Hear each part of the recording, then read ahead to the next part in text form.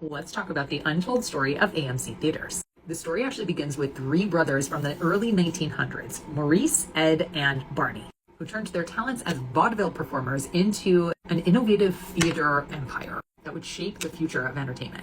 So in 1903, you have Morris, the eldest brother, who later changes his name to Maurice in order to help his stage career, opens his very first show as the Wallack's Theater Company in Tipton, Iowa.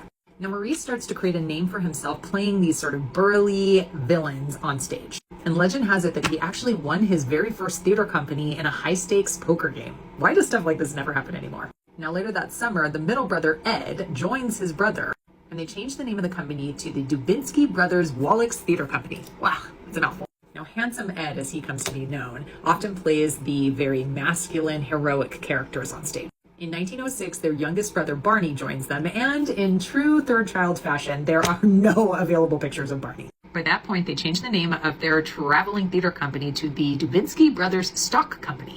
They travel all over the Midwest performing melodrama and their own contemporary versions of successful Broadway shows. Now, after 10 years of this traveling tent show, the brothers get a little bit tired of being on the road. So in 1920, they invest their money into buying the Kansas City Region Theater, now venturing into the world of motion pictures. That same year marks a very pivotal moment when Handsome Ed and his wife Celia give birth to a son, Stanley Durwood, who is responsible for so many of the innovations associated with AMC theaters today. In 1929, tragedy strikes when Maurice, the eldest brother, dies at 47 of malaria. He's literally become known as the father of the stock show and a tent show inventor. Now, this gets kind of interesting. In 1932, Edward actually changes the family name to Durwood. Supposedly, Dubinsky wasn't their original family name anyways. The name was Dubina, and their father changed it when he moved to the state. And when the matriarch of the family actually asked what the name Dubina meant, and Ed said it means wood, that's where they came up with the name Durwood. This led to the formation of Durwood Theaters, and the family expanded their chain of movie theaters across Kansas and Missouri. Now, more tragedy strikes the family as Barney Dubinsky, now Durwood, is seriously injured in a car accident and retires from the movie business altogether.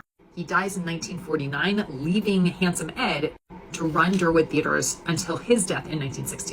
Once Ed passes, his son Stanley becomes CEO of the company and renames it American Multi Cinema. This is their first logo.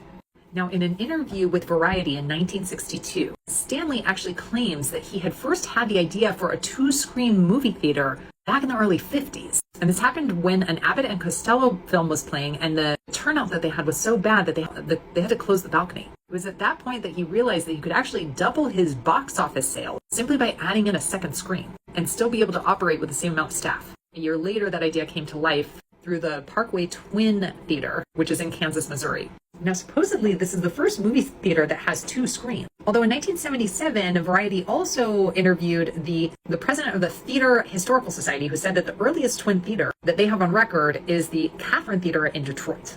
Who knows for sure, but Parkway Twin is one of the first. Now, in that same interview, Durwood says that he believes that the best way to attract audiences during the television era is to give them choices. And he compared it to the way that viewers had more choices once the TV dial first came out. This is going to come up later in my part 2, so remember this part.